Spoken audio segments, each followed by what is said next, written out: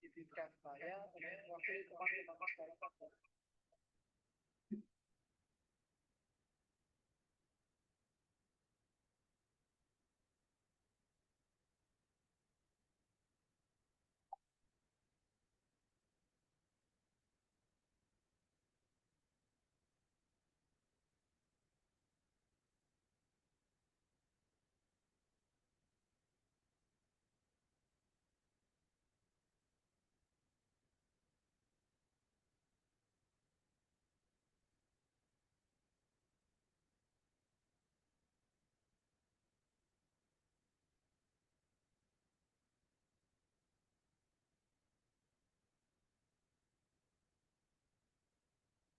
organisasi ulama Unida Gontor menyampaikan kesan selama menjalani program ini. Mungkin secara garis besar, selama menjalani program ini kami ditempa pada dua sisi, yakni sisi filosofis dan hikmatis. Secara filosofis, di tempat yang diberkahi oleh orang-orang soleh, kami menuntut ilmu dan mendalami dunia pemikiran. Kami dididik bagaimana itu meneliti dan berpikir kritis. Lalu kami diajarkan cara membaca efektif, cara menulis yang ilmiah, serta diskusi secara intensif. Lalu yang kedua secara hikmatis. Di tengah-tengah kucuran air mancur kebijaksanaan, the fountain of wisdom, PKU Unida Gontor menempa sisi rohani kami.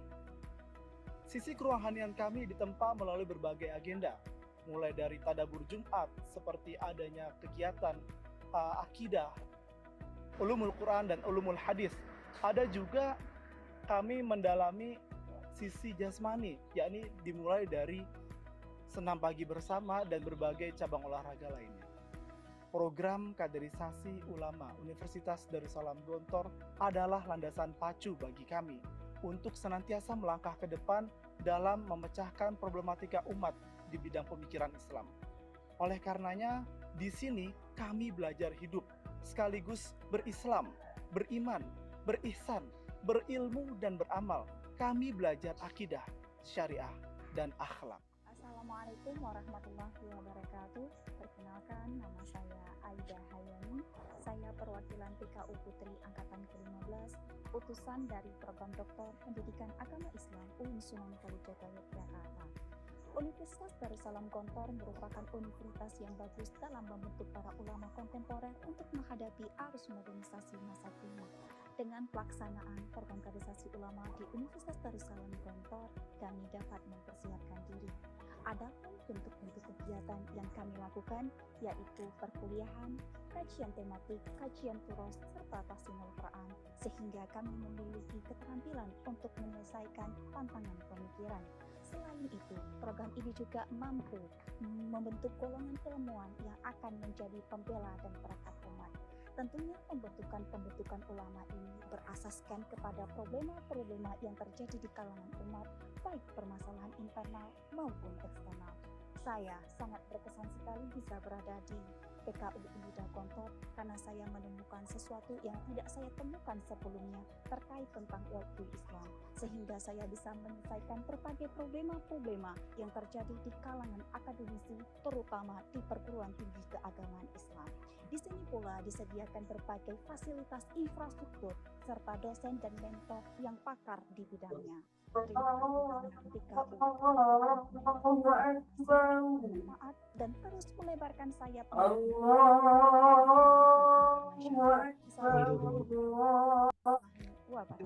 Live ya? YouTube. Nanti buka zoomnya. Nih juga. Testing voice juga ini. Bagus kan? Sertifikatnya. Soalnya udah masuk. Dan peradaban Islam Sabtu malam 2 Rabiul Tsani 1443 Hijriah yang bertepatan dengan Share screen-nya 6 November 2021 Masehi. Hadirin sekalian, agar terlihat indah, marilah kita bercermin diri. Agar acara ini berkah, marilah kita simak kalam ilahi yang akan dilantunkan oleh Akhuna Isyraq Mumtaza. Kepadanya waktu dan tempat kami haturkan.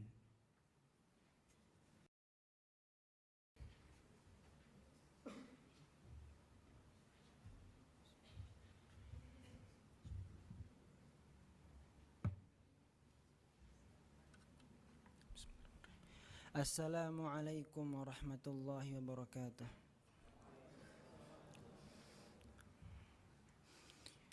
A'udzu billahi minasy syaithanir rajim.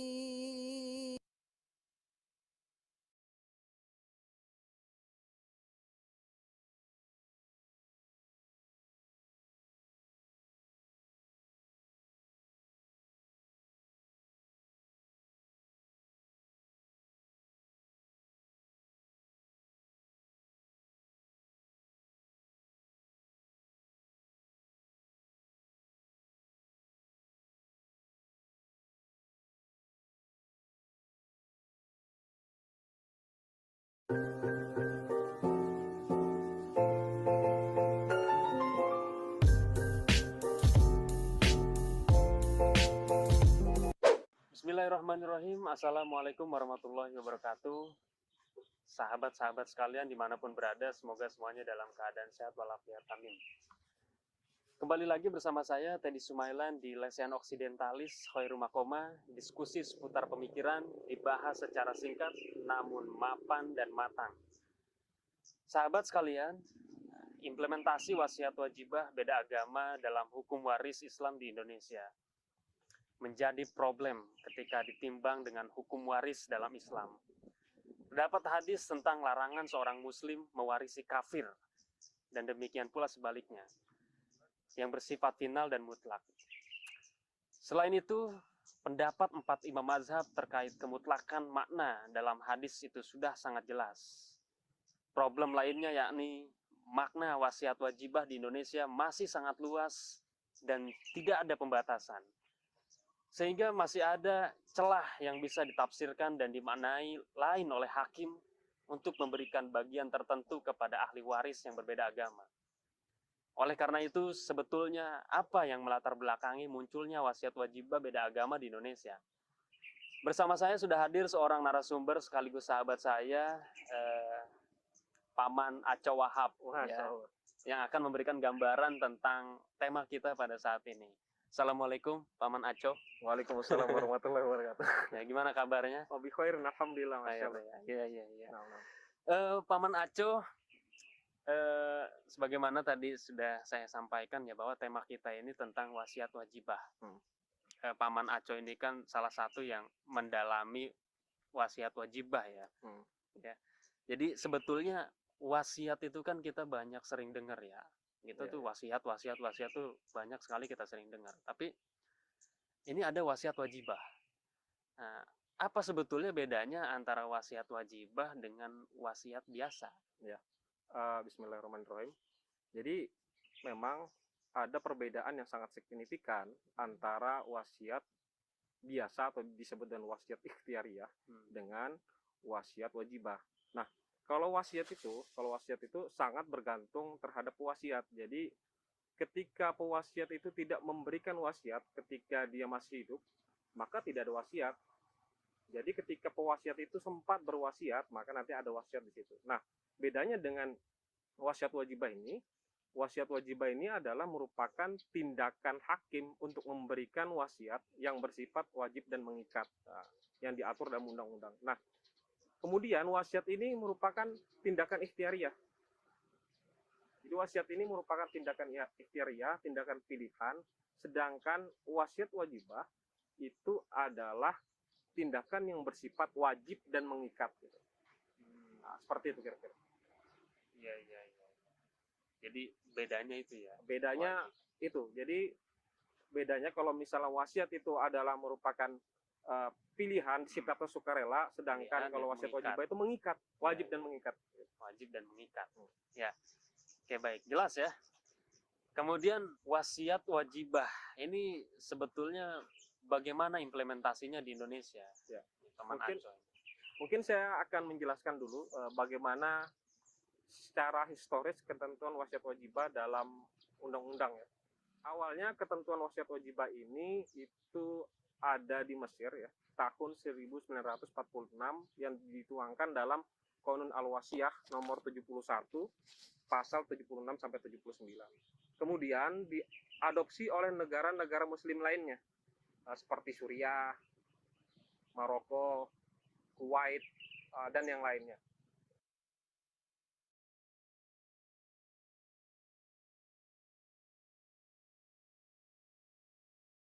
Dan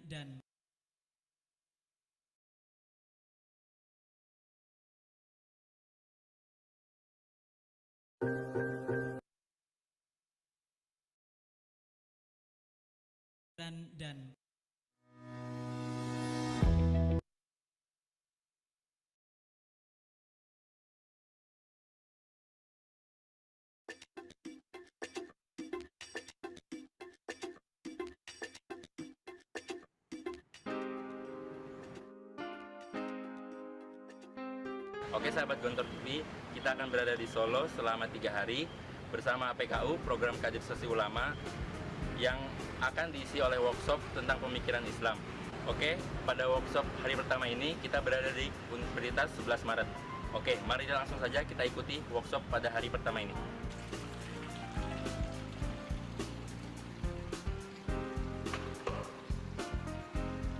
Jadi, apa aja tema kita pada workshop pagi hari ini? Insya Allah, tema kita pada pagi hari itu ada 3. Yang pertama yaitu worldview Islam dan Barat. Yang kedua, konsep atau fundamental perspektif Islam. Dan yang ketiga, insya Allah, optimalisasi lembaga keuangan Islam mewujudkan kemandirian dan keadilan bagi seluruh ekonomi bangsa Indonesia.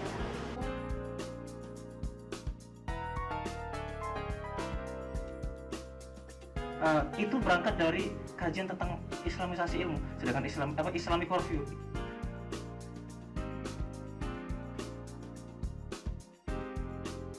Harpekok itu visinya itu adalah apa? Ini ingin merelativiskan histori atau sejarah. Jadi sejarah Islam itu ingin direlativiskan. Juga bisa dipengaruhi oleh penanaman semenjak dini nilai-nilai Islam atau disebut dengan al-qiyam.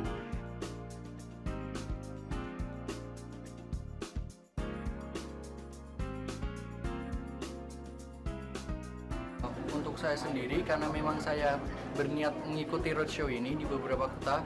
Saya merasa saya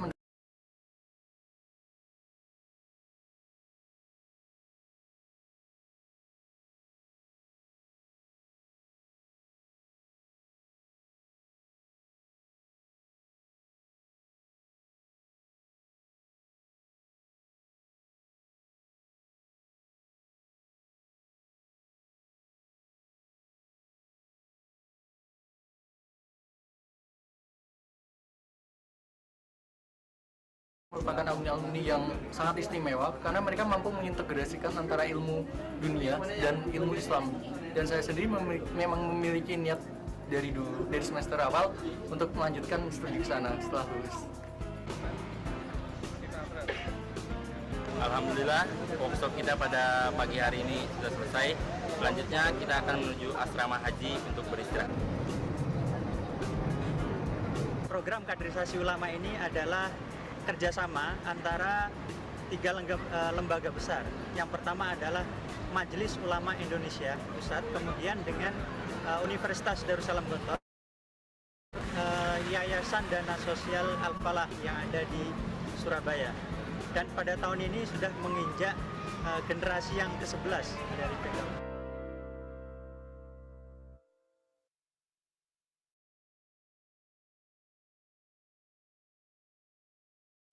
Sampai kapan kita akan menemukan I am good Muslim and I teach you the Islamic sociology atau sociology from the perspective of Islam, and this is sociology acceptable from the parameters of Islam.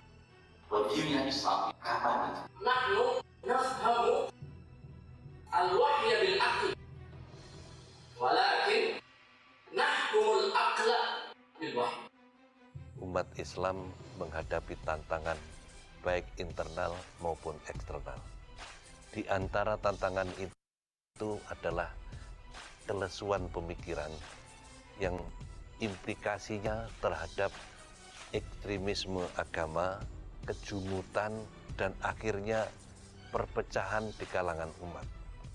Kemudian tantangan yang bersifat eksternal, yaitu yang datang dari dunia barat, yang datang dari peradaban barat, yang berbentuk materialisme, kapitalisme, nihilisme, pragmatisme, semuanya itu adalah merusak pemikiran umat dan bisa merubah daripada keimanan dan syariah daripada umat. Di dalam menghadapi situasi yang semacam itu, solusinya adalah mendalami dirasa Islamiyah dengan sebaik-baiknya, mendalami metode yang digunakan di dalam dirasa Islamiyah itu, juga mendalami bagaimana metodologi barat dalam melakukan ghazwul fikri terhadap umat Islam. Program kaderisasi ulama Universitas Darussalam Pondok Modern Darussalam Gontor adalah sebuah program untuk mempersiapkan calon ulama masa depan, khusus di dalam menghadapi ghazwul fikri atau peperangan pemikiran yang sekarang ini menjadi tren di berbagai belahan dunia Islam. Di dalamnya dikaji mengenai peradaban Islam, pemikiran Islam, dan sekaligus juga pemikiran yang menjadi tantangan pemikiran Islam, yaitu peradaban Barat. Program kaderisasi ulama ini diikuti oleh alumni-alumni S1 yang mempunyai latar belakang studi Islam dan diharapkan nanti akan mengembangkan pemikiran-pemikiran Islam ini pada tingkat S2 dan S3. Oleh sebab itu, ulama di masa yang akan datang harus menguasai pemikiran-pemikiran yang tidak hanya terbatas kepada pemikiran Islam, tetapi juga pemikiran yang menjadi tantangannya, yaitu pemikiran Barat kontemporer. Di Unida Gontor, atas bimbingan dan arahan Bapak Pimpinan, bekerjasama dengan MUI Pusat menyelenggarakan program ini yang sering dalam bahasa Arab kita sebut I'dadu Ulama Il-Mustaqbal, atau dalam bahasa Inggris sering sekali disebut Intensive Course of Young Muslim Scholars. Program ini intinya adalah berangkat dari apa yang diajarkan oleh Rasulullah SAW.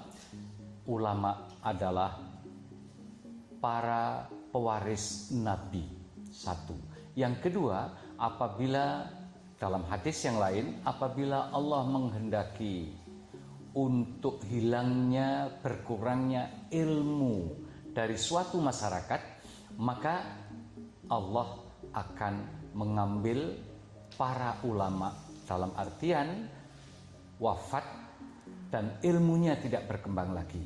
Berangkat dari sebuah idealisme yang besar tersebut, pimpinan Pondok Modern Gontor mengambil kebijakan supaya di Unida ada kursus sangat intensif selama 6 bulan tentang kaderisasi ulama. Pesertanya adalah pertama, utusan dari MUI provinsi di seluruh Indonesia. Yang kedua, utusan dari lembaga-lembaga pendidikan, dalam hal ini lembaga pendidikan Islam juga di seluruh Indonesia, yang disyaratkan mereka sudah menyelesaikan S1 dengan ketentuan sudah menguasai bahasa Arab, dalam perjalanan ditambah dengan bahasa Inggris, tentu beberapa pengetahuan pendamping yang lain, karena materi intinya sebagai ulama akan mengacu kepada ajaran inti Islam itu sendiri. Untuk itu program ini berjalan ketat dengan seleksi saat akan masuk juga seleksi ketat selama 6 bulan. Di dalamnya ada metode yang dipakai, ada ceramah, di dalamnya ada assignment, penugasan, di dalamnya ada workshop, dan berkeliling ke seluruh komunitas muslim, khususnya di Pulau Jawa, di kota-kota besarnya yang dimulai biasanya dari Surabaya, Malang, Jember, kemudian ke Jogja, Solo, berakhir nanti di Jawa Barat, di Banten, Bogor, Jakarta, dan ditutup oleh Ketua Umum Majelis Ulama Indonesia Pusat di Jakarta. Budaya yang dibangun adalah budaya membaca, budaya diskusi, budaya menulis. Hal ini kemudian yang membuat pola kegiatan di PKU menjadi sangat dinamis. Hari-hari baik itu di kelas maupun di kamar, di tempat-tempat tertentu, diskusinya jalan. Dinamika keilmunya jalan. Dan untuk mendukung itu, sarana prasarana fisik pun kita desain sedemikian rupa mendukung kegiatan. Kita siapkan semua prasarana dekat dengan asrama mereka. Dapur tidak terlalu jauh, perpustakaan yang lengkap juga dekat dengan mereka, sehingga kapanpun mereka ingin berdiskusi, ingin mendalami pemikiran, bisa terjadi di sana. Untuk mendukung kemampuan menulis, kita datangkan langsung pakar penulisan yang bukan hanya kemudian memberi bagaimana cara menulis, tapi kita minta juga untuk mengoreksi.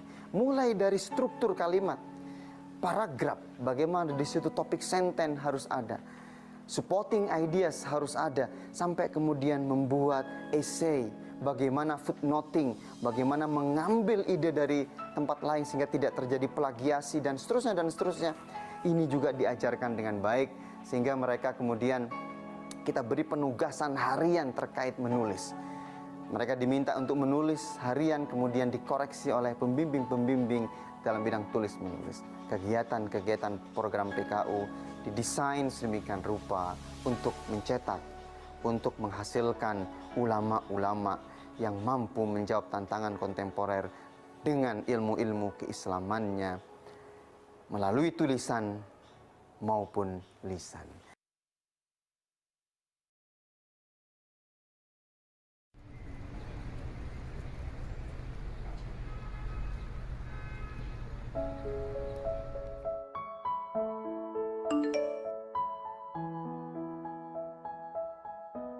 Program kaderisasi ulama adalah pendidikan yang mencetak mujahid intelektual berwawasan luas. Disinilah kami dengan latar belakang yang berbeda menjadi ragam warna bagi cerita di dalamnya.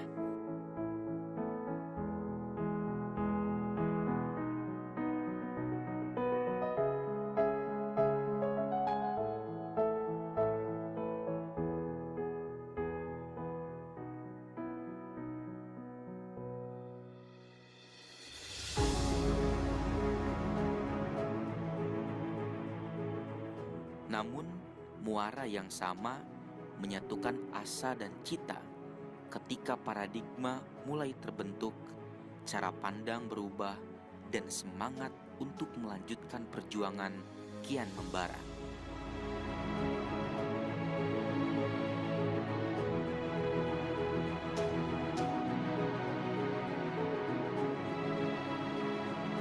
Dan semuanya berawal dari takbir.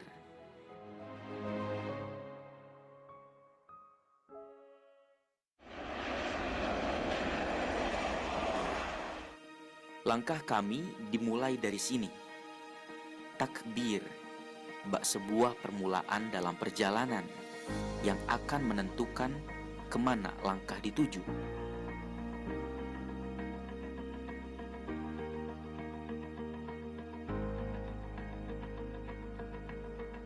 Inilah Uneda Gontor sebagai tempat singgah sekaligus tempat menuntut ilmu. Di tengah lumpuhnya aktivitas di luar karena pandemi, PKU menjadi kabar gembira untuk kami yang haus akan ilmu.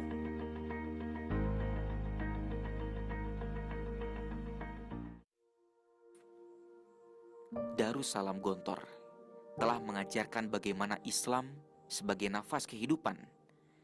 Segala yang kami dengar, yang kami lihat, dan yang kami rasakan, disinilah pendidikan terwujud. Bi'ah Gontori telah mewarnai pada setiap aktivitas. Bagi kami yang bukan anak Gontor, sungguh indah melihat kampus dengan basis pesantren ini. PKU ibarat kawah Chandra di Muko yang tidak lepas dari aktivitas membaca, menulis, dan diskusi. Berbagai macam penugasan datang silih berganti.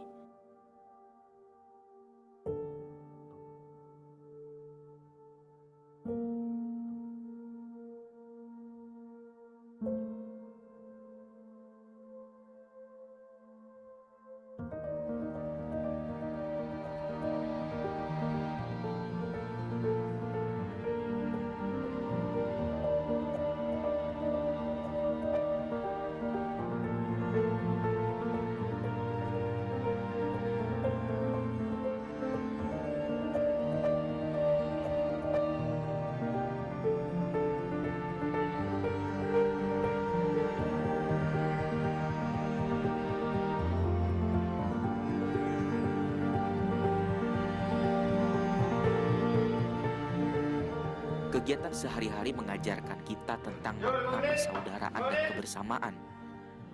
Meja hikmah dengan jargon 5 menit menjadi isyarat pemersatu di kalangan ikhwan.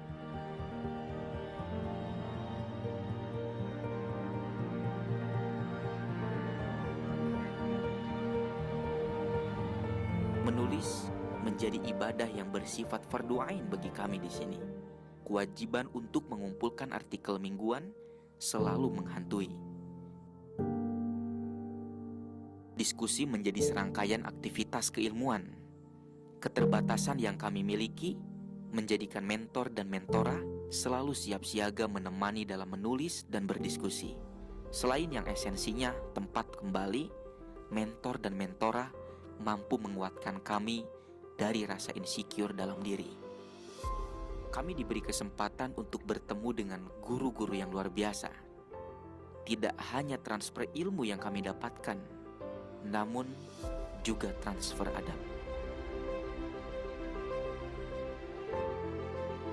Luar biasanya di PKU Gontor ini, kami bukan hanya belajar, tetapi juga meneladani.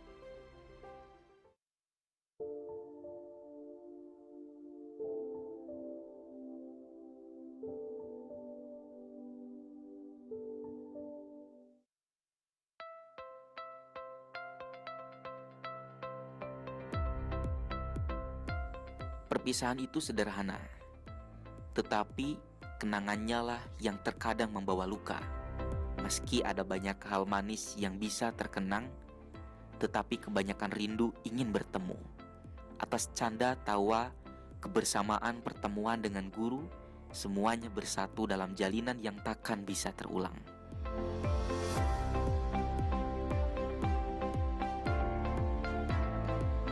Demikianlah, kini takbir telah berujung taslim. Dengannya, kita harus sadar bahwa berakhirnya program kaderisasi ulama angkatan ke-14 ini bukanlah akhir dari perjuangan, akan tetapi justru menjadi gerbang pembuka bagi perjuangan berikutnya. Budaya keilmuan yang telah ditanamkan selama 6 bulan kurang lebihnya mungkin cukup untuk menjadi bekal yang harus terus dibudayakan di luar nanti. Berhembusnya angin, bahkan setiap kutub magnet yang saling tarik-menarik pun tak pernah meminta beristirahat. Lagi, kita tak akan bisa mengeja henti selama Nadim masih sudi menemani. Sehingga, menyerah adalah pilihan yang paling sia-sia. Maka teruslah berjuang, sampai dunia ini basah dan subur. Hilangkan kekeringan yang melanda dengan mata air yang kau bawa, wahai para kader-kader ulama.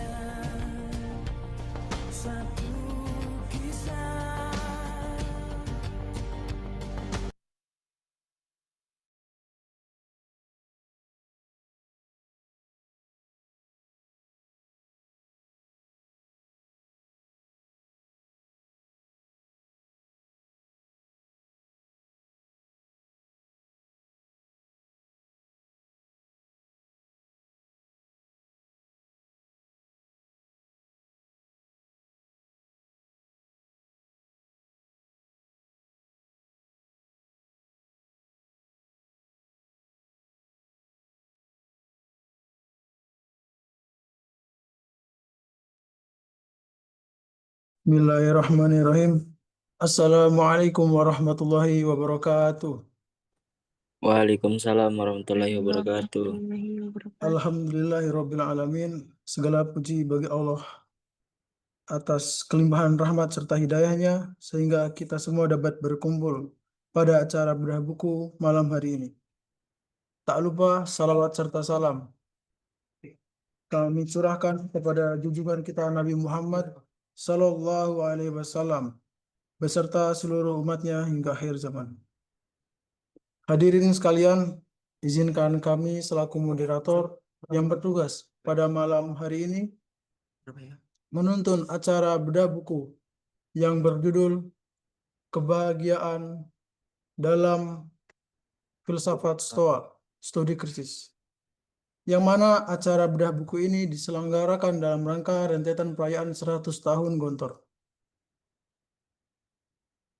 Program kaderisasi ulama Gontor mempersembahkan 100 buku pemikiran untuk 100 tahun Gontor, dan insya Allah pada malam hari ini kita semua akan mendengarkan salah satu kajian bedah buku oleh Al-Ustadz Bayu Surnaya dari alumni PKU Angkatan 15. Tanpa berlama-lama lagi, kami persilakan waktu dan tempat kepada pemateri.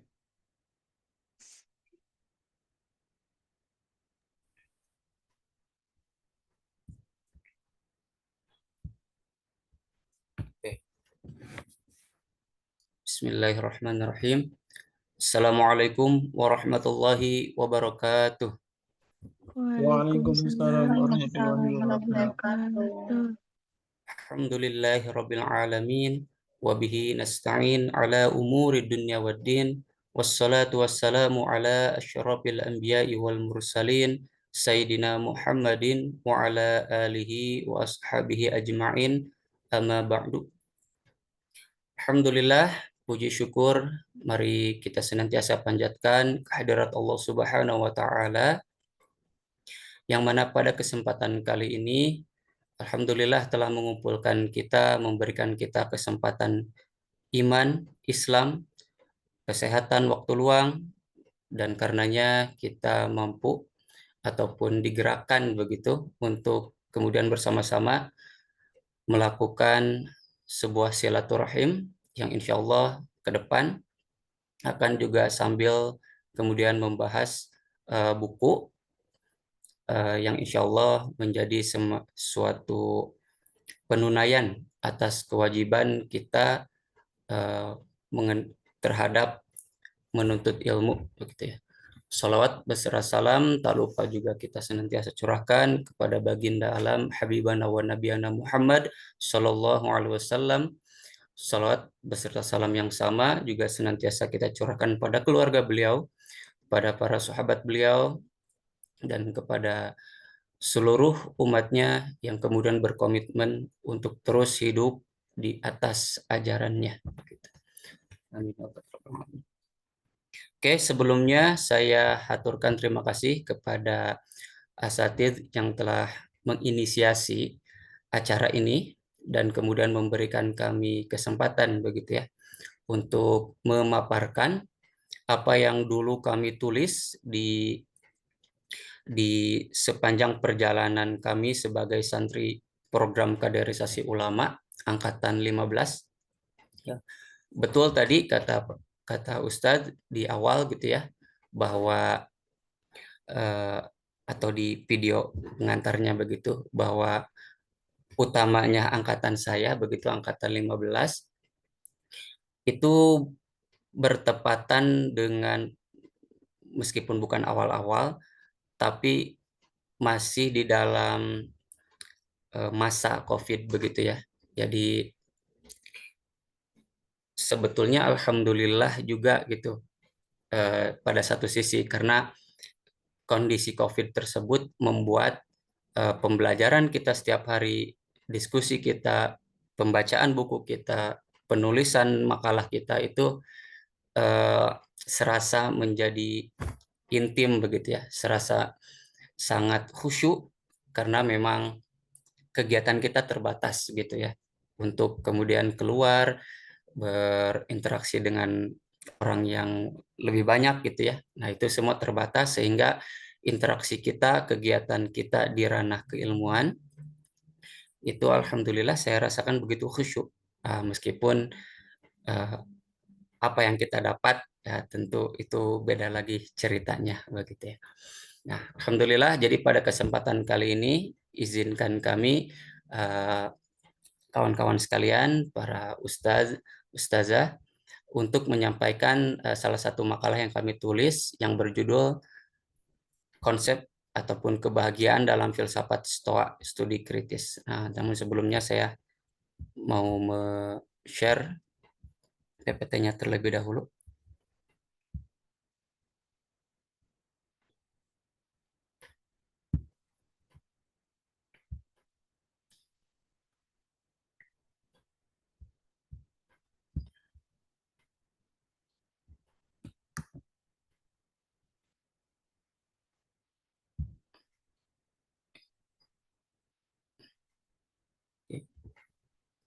Tampil guys, Ustaz?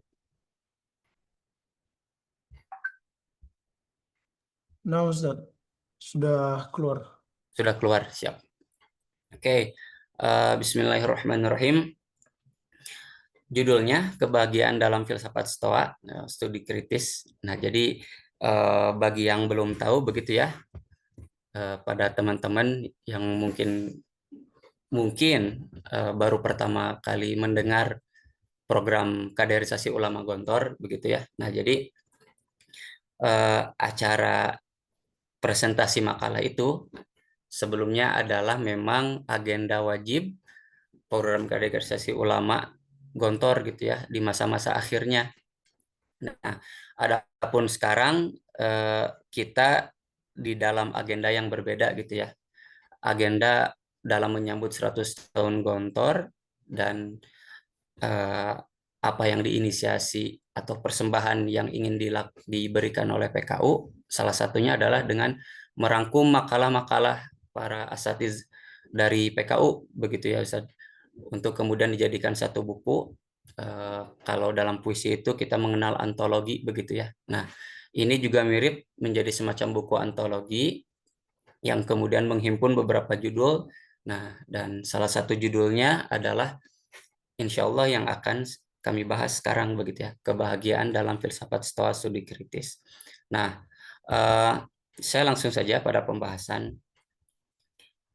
Sebelum ke isu kebahagiaannya gitu ya, apalagi filsafat Stoanya, saya terlebih dahulu ingin membukanya dengan bahasan tentang worldview begitu. Bahasan tentang worldview. Kenapa? Karena misalkan langsung misalkan kita lihat yang tulisan kedua ya, alinea kedua, itu di sana sebetulnya kebahagiaan itu misalkan oleh Profesor Alatas disebut sebagai salah satu atau satu dari beberapa hal penting yang itu membangun sistem pandangan metafisika atau worldview kita gitu ya. Nah, lalu kemudian jika ditanya apa kepentingannya worldview begitu. Nah, kepentingannya itu setidaknya bisa kita lihat misalkan di alinea pertama, paragraf paling atas yang saya screenshot gitu ya dari buku Prolegomena to the Metaphysics of Islam. Jadi saya ingin membacakan dulu. The conception and conceptualization of knowledge and the sciences, as well as the adaptation of methods and theories, are in each civilization formulated within the framework of its own metaphysical system, forming its worldview. Nah, sebetulnya saya ini mengutip sebetulnya dari awalan atau prolog buku Prolegomena ini begitu ya. Dan sebetulnya Profesor Alatas sedang membicarakan spesifiknya ilmu begitu, sains. Afwan, slide-nya tidak bergerak. Oke. Sebentar ya.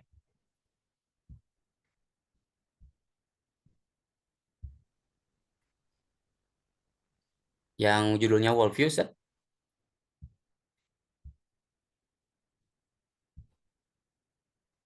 Sudah, Ustaz, sudah. Sip. Nah ini ya, kita ke slide yang worldview dulu begitu, sebelum kemudian masuk ke bahasan kebahagiaan dan lebih spesifiknya lagi nanti filsafat stoicismenya begitu ya.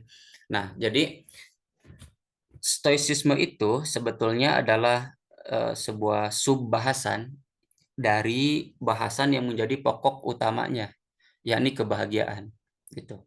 Nah, kebahagiaan itu juga menjadi satu hal yang utama ketika kita berbicara tentang worldview. Nah, jadi beberapa hal seperti yang ditulis di paragraf kedua begitu ya di sini. Beberapa hal itu oleh Profesor Alatas ditulis sebagai semacam hal-hal fundamental yang membangun worldview seseorang. Nah, kalau ditanyakan apa fungsi worldview, worldview itu nanti akan memengaruhi cara kita memutuskan apa yang benar dan nyata. Nah, di dalam konteks pengetahuan atau sains gitu ya, yang Profesor Alatas sebetulnya mention di tulisan ini, di dalam sains nanti kita kan kita tahu ya bahwa sains itu merupakan sebuah katakanlah formulasi atau konseptualisasi satu hal dengan yang lainnya, kemudian kita jelaskan hubungannya sehingga melahirkan sebuah simpulan sains begitu ya. Nah, simpulan sains yang katakanlah bermuara pada benar atau salah begitu, nyata atau tidak, yang sebetulnya secara mainstream kerap dianggap sebagai kebenaran universal begitu ya.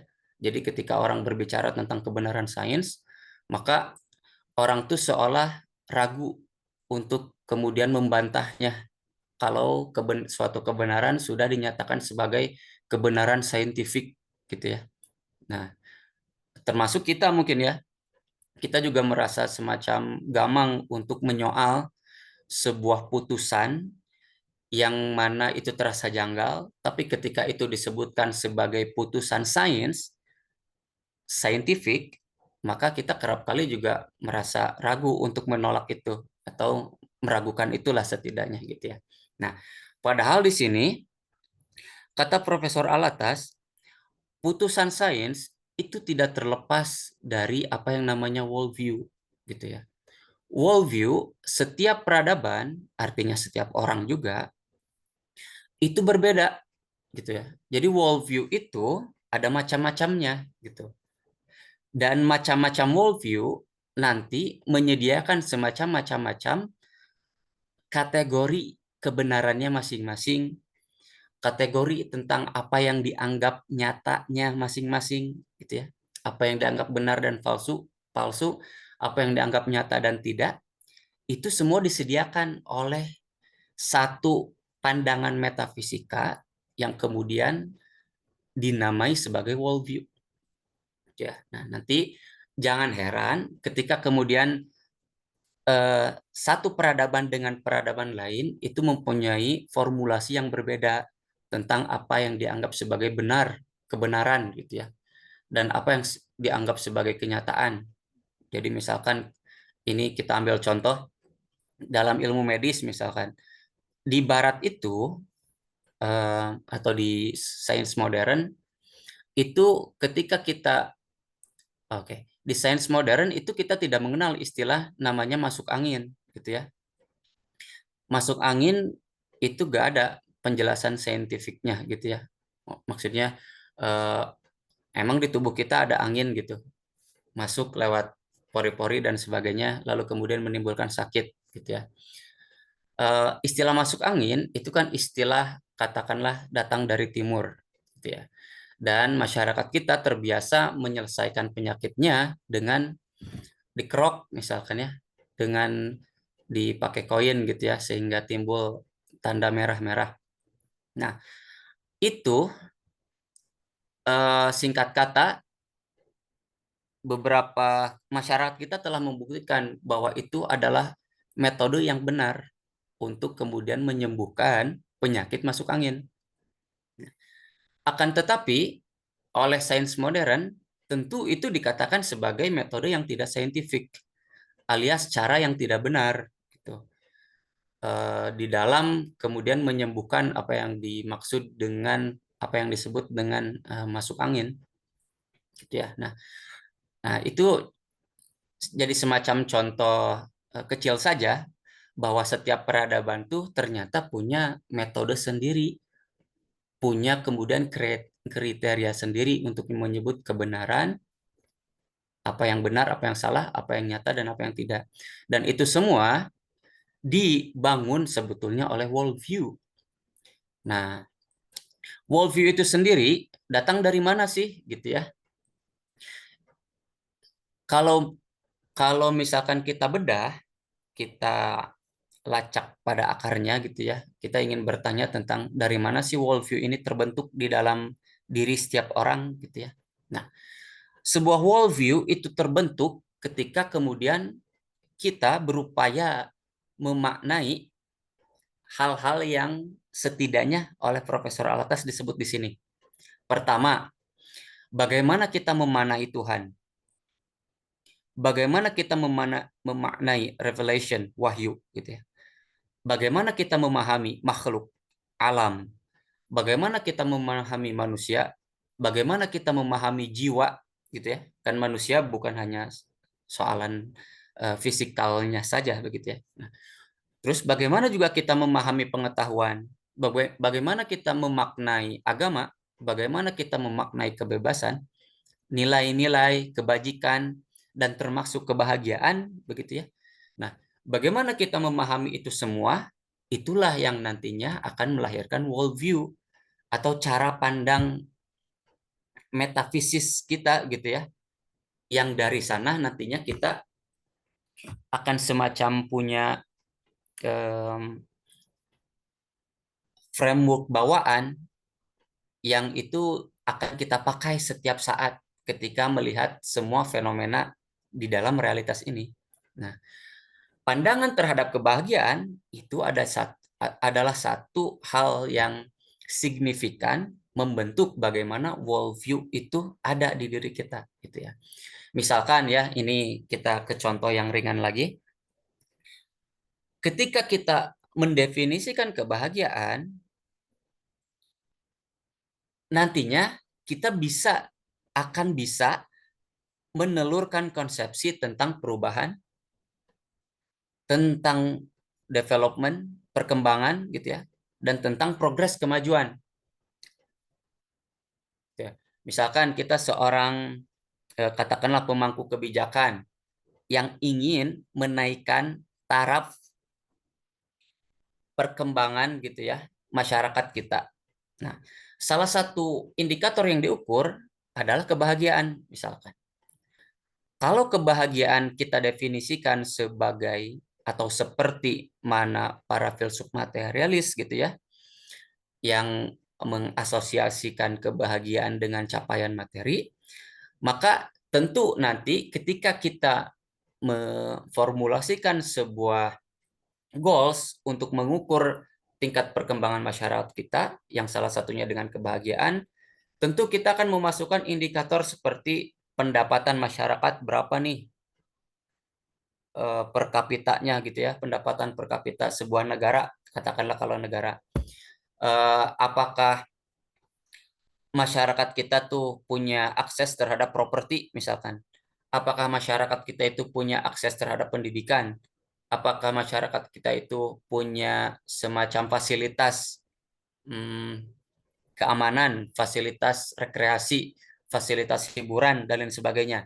Nah, jikalau fasilitas itu ada, lantas kemudian kita menaikkan indikator kebahagiaan ataupun skor kebahagiaan dari masyarakat kita.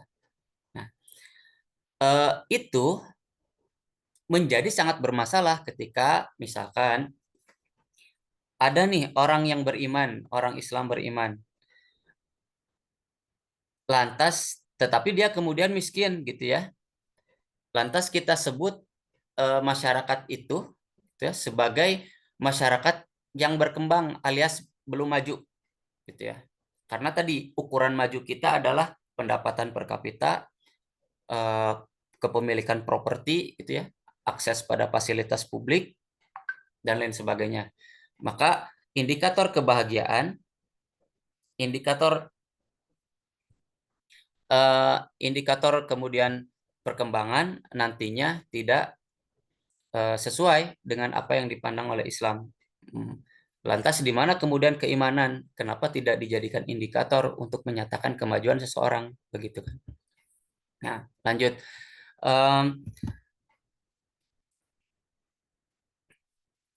Nah, sekarang kita masuk ke area judul atau pokok bahasannya begitu ya. Kita berbicara tentang kebahagiaan. Nah, di Barat sendiri sebetulnya kebahagiaan itu menjadi semacam isu filosofis tentu saja ya, yang masih bergulir bahkan sampai sekarang gitu ya. Katakanlah kita ambil startnya dari Yunani kuno.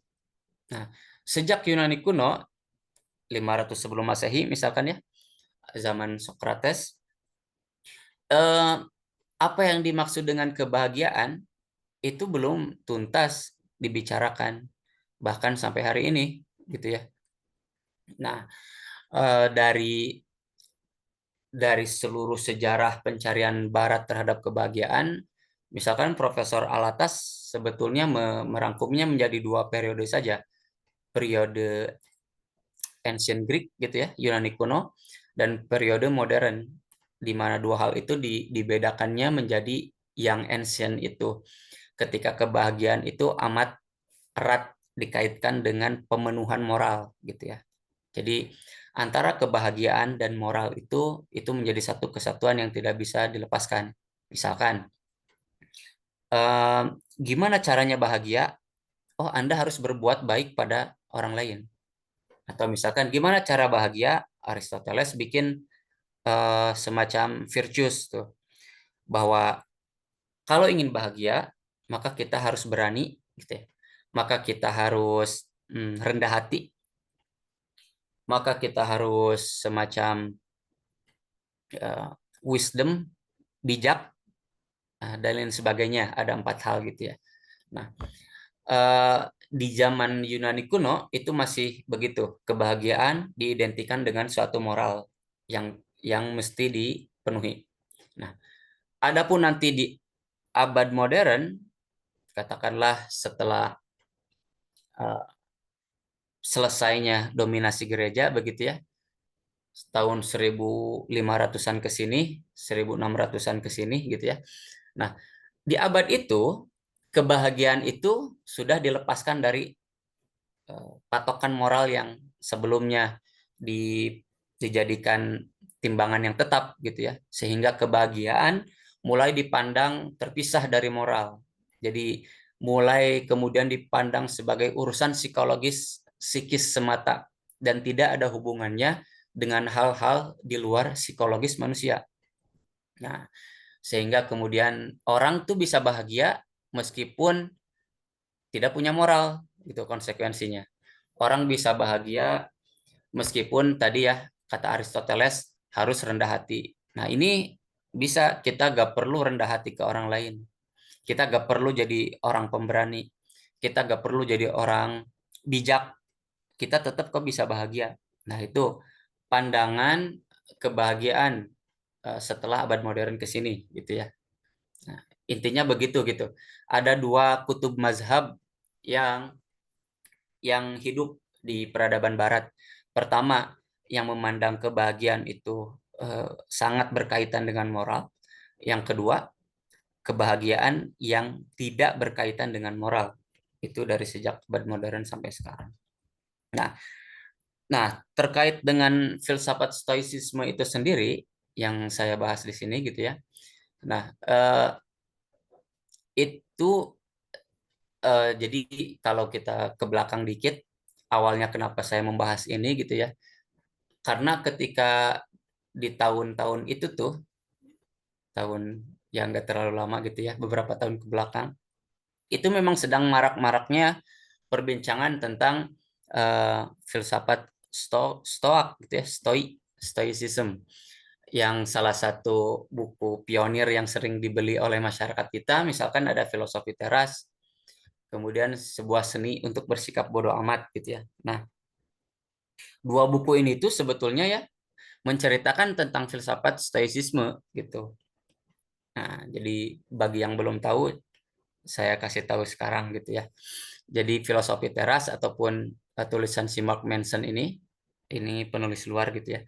Itu tuh sebetulnya berbicara tentang bagaimana filsafat Yunani itu katanya masih relevan untuk dipakai di dalam menjalani kehidupan hari ini yang acak-adut gitu ya. Nah, klaimnya begitu gitu ya. Makanya saya tertarik ujungnya untuk membahas apa iya gitu ya. Oke, lanjut. Nah, filsafat stoicism saya persingkat jadi filsafat stoa gitu ya. Kalau di kamus itu dijelaskan the fact of not complaining or showing what you are feeling when you are suffering. Jadi sebetulnya mah kalau pakai bahasa Islam meskipun tidak akurat banget gitu ya. Filsafat stoa itu filsafat yang mengajarkan pemeluknya itu atau penganutnya itu menjadi seorang yang katakanlah tawakal gitu ya, tapi dalam arti sekular gitu ya, bukan tawakal pada Allah, tapi dia menjadi seorang yang not complain gitu, apa bahasa Jawanya itu, nerimo gitu ya, nerimo terhadap apapun yang ia alami di dunia gitu ya. Nah, filsafat Stoa itu sebetulnya didirikan oleh Zeno gitu ya di abad 3 sebelum Masehi. Artinya 300-an tahun sebelum tahun 1 gitu ya. Nah, berarti sebetulnya filsafat Stoa itu memiliki semacam persinggungan nanti ya, karena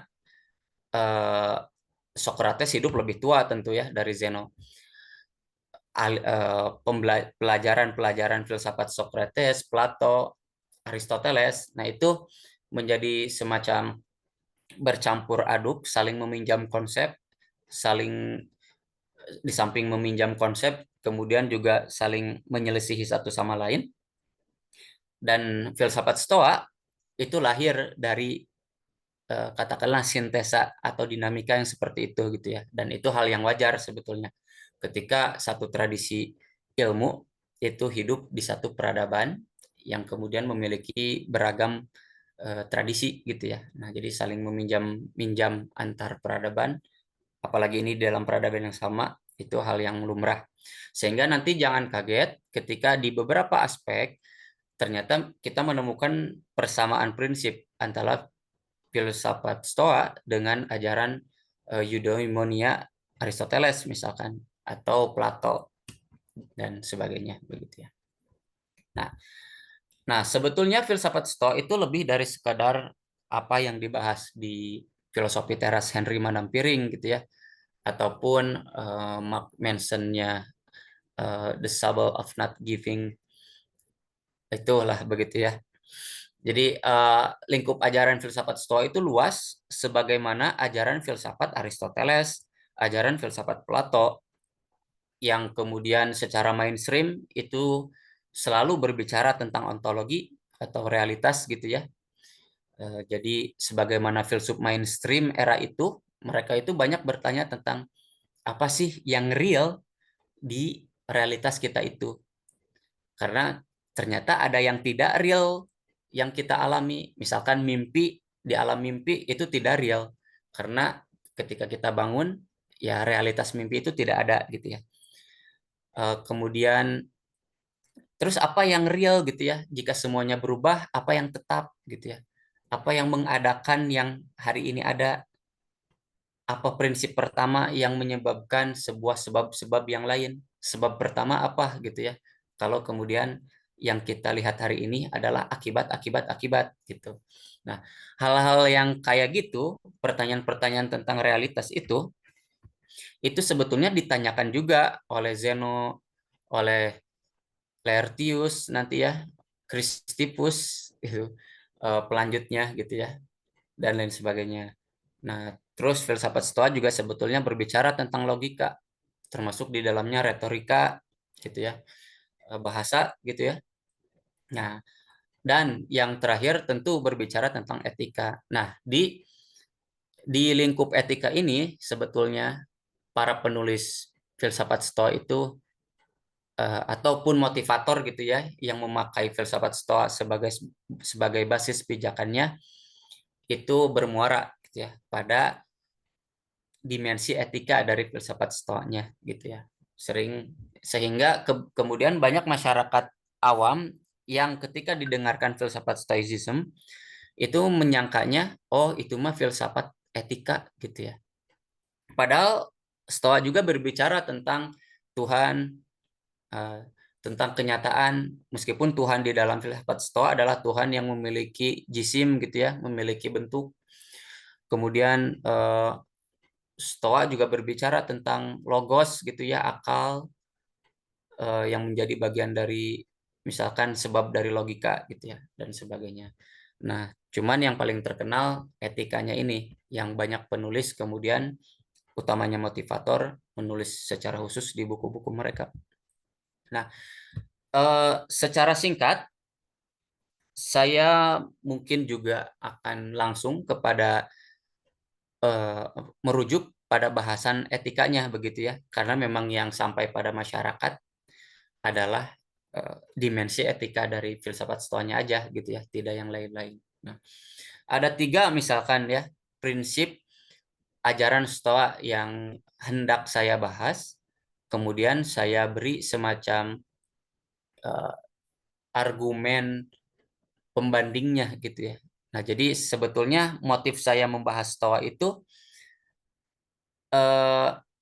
sebetulnya bisa dikatakan kritik, tetapi juga saya sendiri lebih merasanya lebih merupakan semacam wanti-wanti begitu terhadap beberapa potensi yang terpendam di ajaran filsafat Stoa ini yang menurut kami itu berpotensi untuk mengelirukan pandangan kita gitu ya, tentang misalkan tentang Tuhan, tentang alam, tentang manusia sendiri, tentang takdir dan sebagainya gitu ya. Nah, tentu kalau misalkan yang namanya potensi itu tidak selalu terjadi sehingga aktual gitu ya terhadap setiap orang gitu ya. Tapi memang yang namanya potensi juga di sisi lain menunjukkan semacam adanya satu bahaya. Ya, hal yang itulah yang kemudian yang menjadi fokus saya untuk menjadi pembahasan utama begitu ya. Pertama, prinsip ajaran Stoa yang harus kita cermati betul-betul adalah ajakan untuk hidup selaras dengan alam.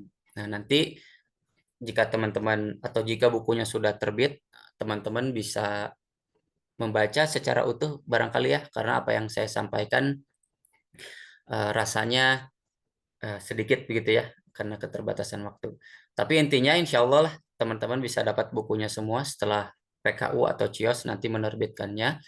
Dan hidup selaras dengan alam ini itu memang ajaran banyak kutipannya menyebar gitu ya, baik diucapkan oleh Seneca, oleh Marcus Aurelius, kemudian dan filsuf-filsuf lain gitu ya, yang disematkan sebagai pentolan ajaran Stoa gitu ya. Yang sebetulnya memang ajaran Stoa itu lebih hidup setelah diadopsi oleh orang-orang Romawi kayak tadi Marcus Aurelius, Seneca dan lain sebagainya. Oke, bergerak. Oke ya, bisa dilihat ya 3 prinsip ajaran Stoa. Yang pertama hidup selaras dengan alam, yang kedua menyadari adanya dikotomi dikotomi kendali gitu ya. Jadi ada semacam hal-hal yang jadikan anjuran kaum Stoa itu adalah di dunia ini itu ada dua realitas. Yang pertama realitas yang bisa kita kendalikan, yakni yang muncul dari diri sendiri gitu ya, kayak perasaan, respon, sikap gitu ya, tindakan. Itu adalah hal yang bisa kita kendalikan. Sementara hal yang tidak bisa kita kendalikan, itu contohnya misalkan sikap orang lain, fenomena alam gitu ya, bencana alam, kemudian dinamika sosial masyarakat gitu ya. Dan itulah yang jadi contoh misalkan tentang hal-hal yang tidak bisa kita kendalikan. Nah, kaum Stoa ini menyuruh kita atau menganjurkan kita untuk ya udah fokus saja pada hal yang bisa kamu kendalikan gitu.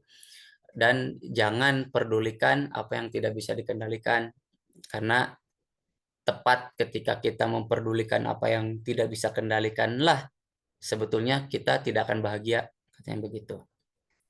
Kemudian yang ketiga, mengendalikan persepsi dan emosi. Nah, jadi kaum Stoa menyuruh kita untuk bisa mengendalikan persepsi dan emosi sebagai bagian dari hal-hal yang bisa kita kendalikan tadi gitu ya. Nah, sebetulnya kita bisa mengajukan beberapa pertanyaan kritis gitu ya, menjadi pertanyaan yang reflektif gitu ya. Kalau misalkan kita berkomitmen nih untuk menjalankan ajaran Stoa begitu ya. Pertama, ketika kita harus hidup selaras dengan alam, kita bisa mempertanyakan apa yang dimaksud dengan alam sebetulnya. Apa ukurannya?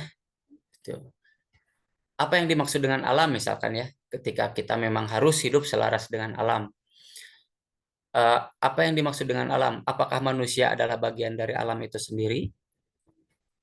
Kalau iya misalkan, terus apakah kita harus hidup selaras dengan manusia lain? Termasuk manusia yang jahat misalkan ya?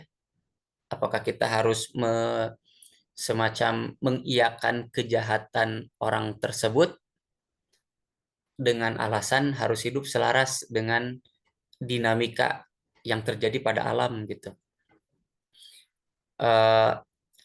Nah, jadi pembahasan tentang alam juga menjadi semacam pembahasan yang mesti tuntas gitu ya, untuk menghadirkan semacam worldview yang utuh bagi kita dan apalagi orang Islam gitu ya. Jadi bagi kaum Stoa, alam yang dimaksud itu sebetulnya alam yang katakanlah menggunakan bahasa Newton gitu ya, alam yang mekanistik, deterministik gitu. Alam yang kemudian sudah berjalan seperti mesin, sehingga di baliknya itu tidak ada peran Tuhan gitu untuk kemudian menginterupsi apa yang memang seharusnya terjadi di alam ya. Nah, jadi kalau kita akrab dengan teori watchmaker teori gitu ya, teori pembuat jam. Nah, jadi alam itu dilihat sebagai hubungan alam dengan Tuhan itu, katakanlah karena Stoa juga masih percaya Tuhan gitu ya. Hubungan alam dengan Tuhan itu adalah seperti pembuat jam dan jamnya itu sendiri. Jadi ketika pembuat jam itu menjual jamnya, itu kan jamnya bergerak sendiri tanpa harus kemudian dikendalikan oleh si pembuat jamnya lagi. Gitu ya. Nah, alam itu juga dipandang seperti itu oleh kaum Stoa sebetulnya. Nah, sehingga tepat di sanalah kemudian kita harus berhati-hati, sebab keyakinan kita tidak seperti itu. Gitu. Kita percaya adanya sunnatullah di alam semesta ini. Nah, dari namanya sunnatullah itu adalah apa-apa yang telah Allah tetapkan di dalam bekerjanya alam ini gitu. Dan sewaktu-waktu karena Allah telah menetapkan, Allah juga bisa menginterupsi apa yang Allah tetapkan itu. Misalkan Allah telah menetapkan bahwa api itu membakar ya. Tapi sewaktu-waktu Allah juga bisa menginterupsi bahwa api itu tidak bisa membakar. Nah, contohnya misalkan pada peristiwa pembakaran Nabi Ibrahim alaihissalam, bahwa Allah telah mensunnatullahkan gitu ya, api punya sifat membakar, tapi persis di dalam peristiwa Nabi Ibrahim, api itu malah menjadi dingin. Nah, di sanalah kemudian keyakinan kita sebetulnya, bahwa sunnatullah itu Allah yang atur, tapi juga Allah yang bisa menginterupsi dan bahkan mengendalikan semuanya sebetulnya. Gitu ya. Nah, itu bahasan yang lain lagi. Tapi intinya hidup selaras dengan alam itu mesti kita cermati hati-hati betul. Karena jauh pada dasarnya bisa jadi gitu ya. Dan memang begitu apa yang dipegang oleh filsuf Stoa, apa yang dimaksud mereka dengan alam itu tidak sebagaimana kita melihat alam. Ketika kita melihat alam, kita tidak bisa melepaskan dari alim gitu ya. Dari maklum, dari alamat gitu. Jadi alam itu nanti terhubung secara semantik dengan alamat. Alamat itu tanda-tanda gitu ya. Kalau alamat itu menjadi tanda-tanda, berarti kan ada yang ditandai. Nah, tepat yang ditandai itu yaitu adalah pencipta Allah. Jadi ketika kita melihat alam, kita tuh jangan berhenti pada alamnya saja, tetapi harus kemudian bisa menilik pada apa yang ada di sebalik alamnya tersebut. Sebab alam ini sebetulnya ya alamat gitu ya, yang memberikan kita arah tentang apa yang dialamati, yakni Allah begitu. Ya. Kemudian menyadari adanya dikotomi kendali juga mesti kita timbang secara reflektif begitu. Kita bisa mengajukan pertanyaan semisal bagaimana sikap kita di hadapan realitas yang tidak dikehendaki. Sebab di dalam Islam sendiri sebetulnya kita tidak disuruh untuk pasrah gitu ya. Meskipun pada sesuatu yang tidak bisa kita kendalikan atau kita sudah merasa semacam hopeless gitu ya terhadap suatu perkara. Nah, seminimal-minimalnya kan, misalkan di dalam hadis man ra'a minkum munkaron falyughayyir biyadihi bilisanihi, kalau enggak juga bisa tolak dengan hati. Artinya, di depan realitas yang tidak bisa kita ubah, Islam itu sudah ngasih kemudian kita perintah untuk bagaimana harus ngapain. Nah, di dalam ajaran Stoa itu nggak ada sikap yang harus dikeluarkan atau dilakukan tatkala berhadapan dengan realitas yang tidak bisa dikendalikan, ibaratnya gitu ya. Mereka tuh pasif saja. Tetapi kita tidak boleh pasif. Seminimal-minimalnya, kata Rasul kan, ngelihat maksiat, seminimal-minimalnya kita harus tolak dengan hati. Dan kalau hati kita sudah menolak, masa iya kita masih mau bersama duduk bareng gitu dengan pelaku maksiat itu gitu. Ketika maksiatnya dihadapkan di depan mata kita. Tetap gitu ya. Basyariah ataupun fisik kita pasti melakukan sesuatu. Sekalipun misalkan tidak sesignifikan sampai menghilangkan maksiatnya gitu ya. Nah, begitu. Kemudian yang ketiga, mengendalikan persepsi dan emosi. Nah, persepsi dan emosi yang disinyalir oleh kaum Stoa bisa kemudian menciptakan kebahagiaan gitu ya. Itu menunjukkan konsekuensi yang lain, bahwa sebetulnya happiness itu tidak stabil. Bahwa kebahagiaan itu sifatnya tidak stabil. Karena sebagaimana emosi atau persepsi yang naik turun, berarti kan kebahagiaan pun naik turun. Gitu. Padahal di dalam Islam, gitu ya, misalkan Prof. Alatas membahasnya secara padat, tetapi juga kemudian dalam di buku Prolegomena to the Metaphysics of Islam, halaman 91, ya teman-teman mungkin bisa belajar atau menelaah sendiri jika tertarik. Itu disebutkan di sana bahwa kebahagiaan di dalam Islam yang dikatakan sebagai sa'adah itu merupakan semacam kondisi mental yang sifatnya stable atau permanen. Kenapa? Karena nanti kebahagiaan yang disimbolkan atau dikatakan sebagai sa'adah itu berkaitan dengan akhirat dan konsekuensinya berkaitan dengan agama atau wahyu gitu ya, sebagai proses pemenuhan kebahagiaannya itu. Nah, jadi kalau kemudian agama itu menjadi satu keperluan untuk dijalankan gitu ya, baik secara lahiriah maupun batiniah gitu ya. Kalau kemudian itu mesti menjadi semacam hal fundamental yang harus kita lewati prosesnya agar mencapai kebahagiaan, maka konsekuensinya kebahagiaan di dalam Islam itu adalah semacam kondisi mental yang permanen. Sebagaimana permanennya kita di dalam beragama, di dalam mendekatkan diri pada Tuhan, di dalam berzikir gitu. Nah, jadi kebahagiaan di dalam Islam itu gitu ya, meskipun para ulama nanti menelurkan menjadi kebahagiaan nafsiyah gitu ya, badaniyah, kemudian kharijiyah. Ada 3 hal gitu ya. Kebahagiaan nafsiyah seperti pengetahuan, akhlak. Nah, itu juga kalau kita punya pengetahuan yang banyak, kita kan sering bahagia tuh ya. Nah, itu kebahagiaan nafsiyah.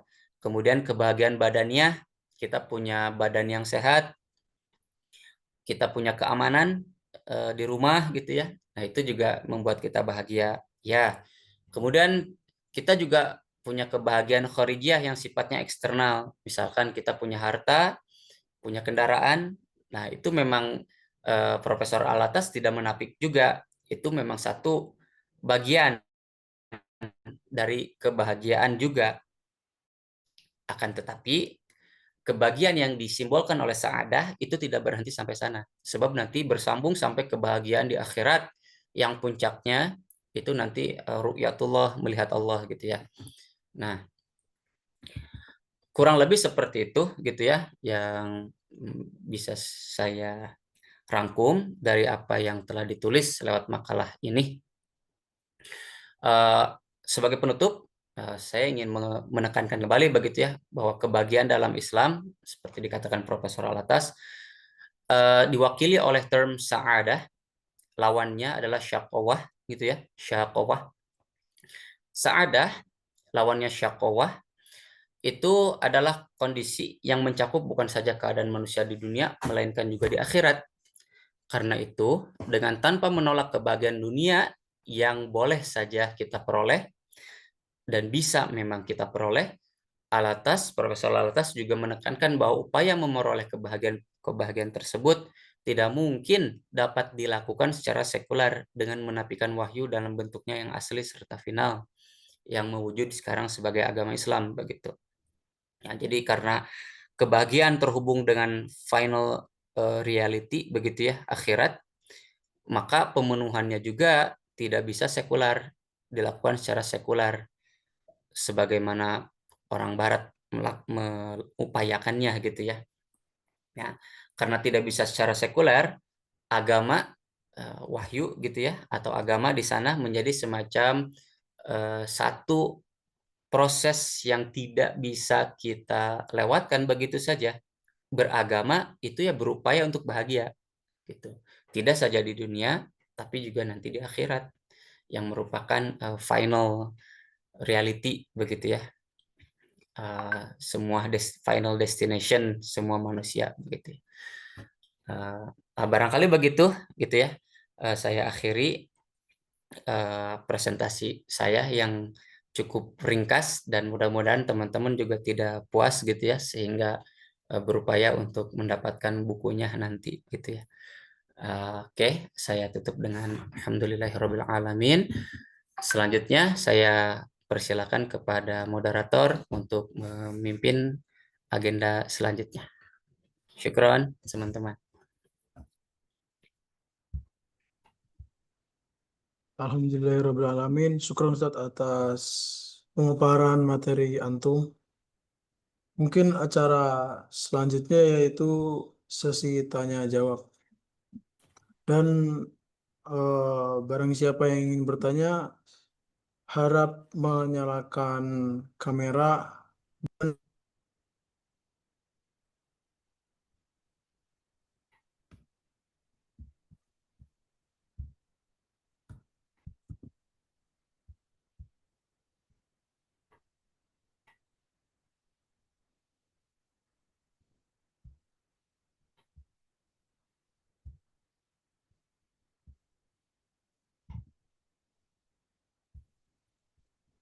Afwan Ustaz, ini ada yang bertanya dari saudara Muhammad Farik. Harap menyalakan mic terlebih dahulu.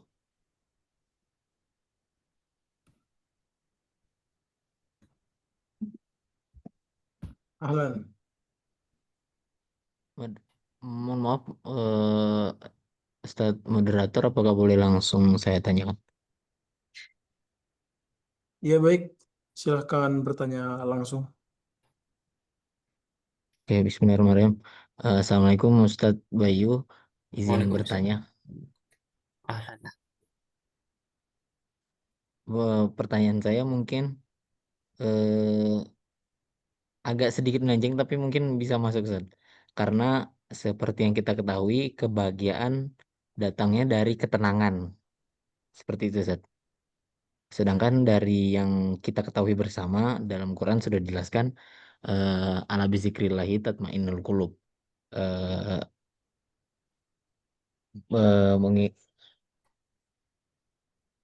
Mengingat Allah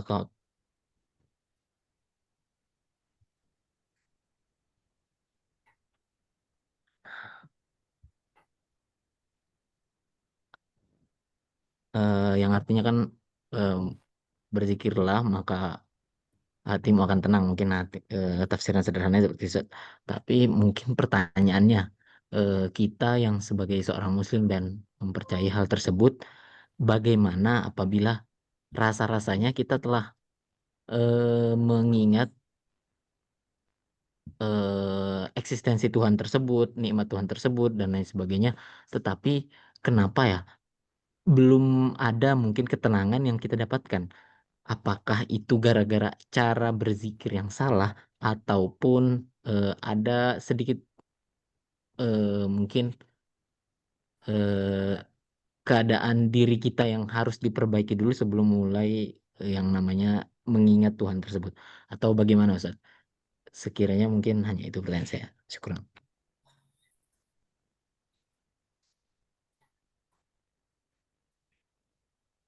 Baik, langsung dijawab aja Ustaz, apa gimana? Nah, Ustaz, langsung dijawab saja, Ustaz. Oke, Bismillahirrahmanirrahim. Syukron atas pertanyaannya, Ustaz. Bagaimana kalau kita sudah bizikrillah tapi tidak juga kunjung tumaninah gitu ya, tenang gitu, bahagia dan sebagainya. Saya jadi teringat statement Profesor Alatas gitu ya di halaman terakhir, tepat di bab tentang kebahagiaan ini gitu ya. Jadi di sana Profesor Alatas menyatakan apa yang saya uraikan di atas gitu ya, dari kebahagiaan, syakowah, lawannya tragedi gitu ya, dan lain sebagainya. Apa yang saya uraikan di atas itu sebetulnya tidak serta-merta memang dapat dialami oleh orang Muslim, gitu, oleh orang yang beragama Islam, gitu. Sebagaimana tidak serta-merta orang Islam. Tadi kan kita sudah membahas bahwa kebahagiaan itu berhubungan dengan bagaimana kita tunduk pada agama Allah, gitu ya. Bagaimana kita berhubungan dengan Allah di dalam kesadaran yang penuh di setiap aktivitas, gitu ya, dan lain sebagainya. Nah, orang yang melakukan kayak gitu, itu kan perlu upaya. Jadi tidak serta-merta orang masuk Islam lantas dia bisa otomatis dekat dengan Allah, otomatis bisa menyadari dengan sepenuhnya bahwa aktivitasnya itu dilihat oleh Allah, untuk Allah dan sebagainya gitu ya. Nah, setiap orang Islam tuh tidak serta-merta bisa di kondisi seperti itu. Dan tentu saja gitu ya, saya jadi teringat dari pertanyaan Ustadz, saya jadi teringat statement Profesor Alatas yang itu. Jadi memang kalau misalkan ditanya apa yang salah gitu ya, dari prosesnya kah atau dari apanya? Nah, mungkin ya yang bisa menjawab ini adalah sufi sebetulnya, Mbak ya. Ada orang yang soleh gitu ya. Dan saya juga masih semacam merangkak menuju sana gitu ya. Tapi mungkin secara umum apa yang bisa kita lakukan sebagai orang awam, khususnya saya, ya tidak menjauhi secara pergaulan gitu ya, tidak menjauhi orang-orang soleh sih gitu. Kalau di lagu Opik itu kan Tombo Ati gitu ya, ada 5 perkaranya.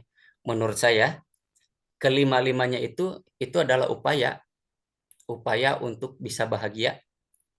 Karena memang syarat bahagia itu kan secara panjang lebar Propalatas bilang dia adalah bahagia itu adalah kondisi di mana kita menyadari secara penuh bahwa kita itu hamba Allah dan din itu diturunkan adalah upaya kita untuk membayar utang kepada Allah gitu ya, membayar eksistensi kita kepada Allah dan mengaktualisasikan apa yang dahulu kita utarakan lewat persaksian di alam ruh gitu ya, bala syahidna.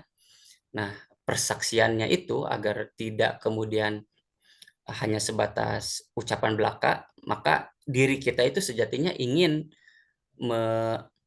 mewujudkan apa yang kita bicarakan itu ke dalam aktualisasi secara real gitu di dunia. Sebagaimana kita menyatakan cinta pada pasangan, tentu ucapan saja tidak cukup. Maka ada semacam dorongan dari diri kita untuk mewujudkan itu ke dalam perbuatan, ke dalam pelayanan, ke dalam perlindungan gitu ya, ke dalam hal-hal lain yang sifatnya fisik gitu ya. Nah, terwujudnya kita di dunia juga menurut para sufi oleh dorongan seperti itu. Setelah ucapan, kemudian diri kita ingin mewujudkan ucapan itu agar tidak terkesan main-main gitu ya, agar cintanya memang dianggap serius oleh Tuhan kita gitu ya. Begitu. Nah, jadi yang bisa saya sampaikan mungkin kalau itu tujuannya cara, banyak hal saya rasa bisa dilakukan, utamanya hal-hal yang sudah disebutkan atau guru-guru kita gitu ya, kayak misalkan tombo hati itu, mentadaburi Al-Quran, membersamai orang-orang soleh, melakukan sunnah-sunnah yang kemudian orang banyak jarang lakukan gitu, dan lain sebagainya. Begitu barangkali Ustadz, insya Allah nanti saya tanyakan juga ini ke Prof. Hamid kalau ketemu lagi. Syukron Ustadz atas pertanyaan. Syukron untuk penanya pertama. Ustadznya ada dari yang di kolom komentar terlebih dahulu. Ada dari Munfik, Saudara Munfik Rosandi. Assalamualaikum warahmatullahi wabarakatuh. Saya ingin bertanya tentang kebahagiaan dalam studi krisis. Apakah ini sudah sesuai dengan keadaan zaman sekarang, terutama dalam filsafat Stoa? Apabila filsafat Stoa bisa digunakan di zaman sekarang? Begitu, Ustaz. Waalaikumsalam. Syukron Ustaz Munfik.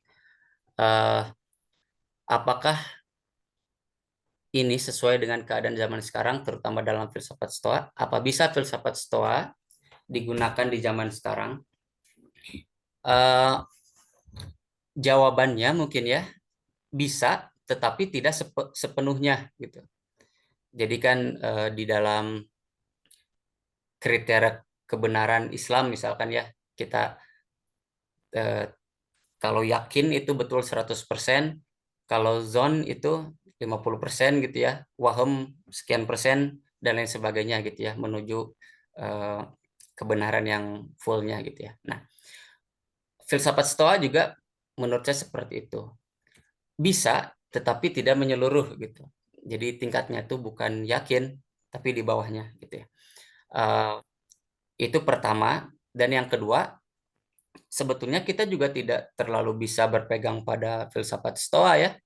Ketika kemudian apa yang dirumuskan oleh ulama kita gitu ya, yang diturunkan dari Al-Quran dan sunnah-sunnah Nabi, itu sebetulnya sudah berserakan gitu ya.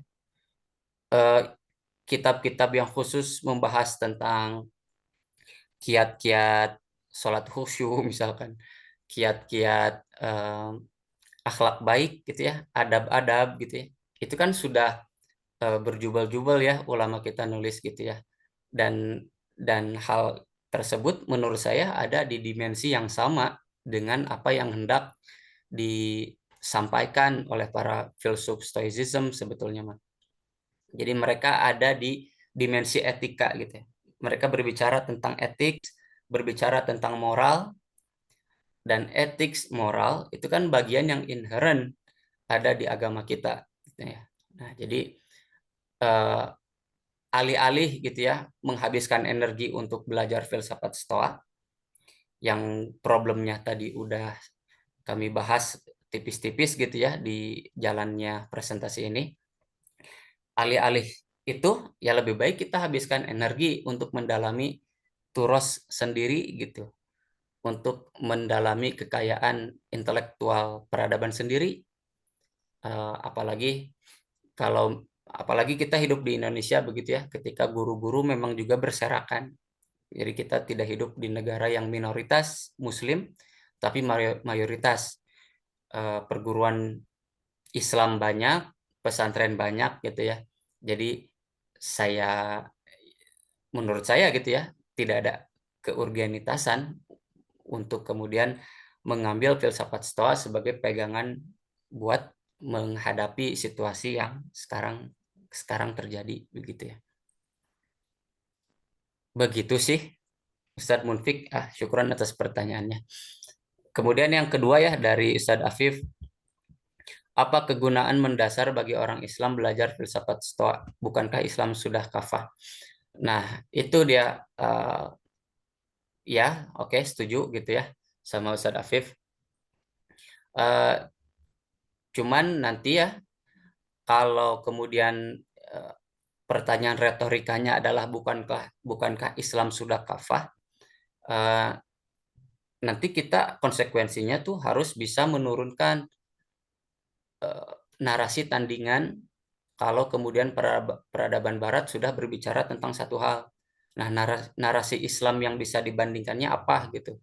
Nah, itu kan kerjaan para ulama gitu ya.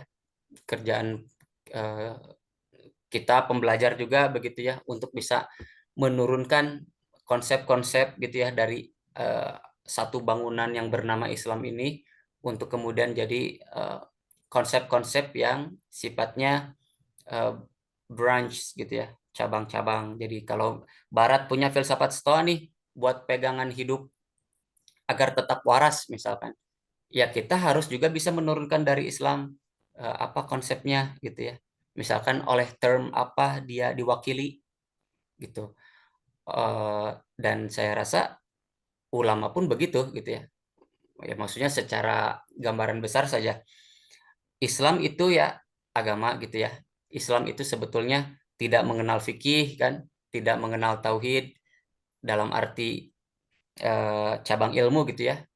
Yang sekarang ada kan di zaman Rasul gak ada gitu ya. Cabang ilmu kalam, cabang ilmu tasawuf kan gak ada. Nah, tetapi kemudian kenapa mereka bisa ada? Karena itu pekerjaan para ulama yang berhasil kemudian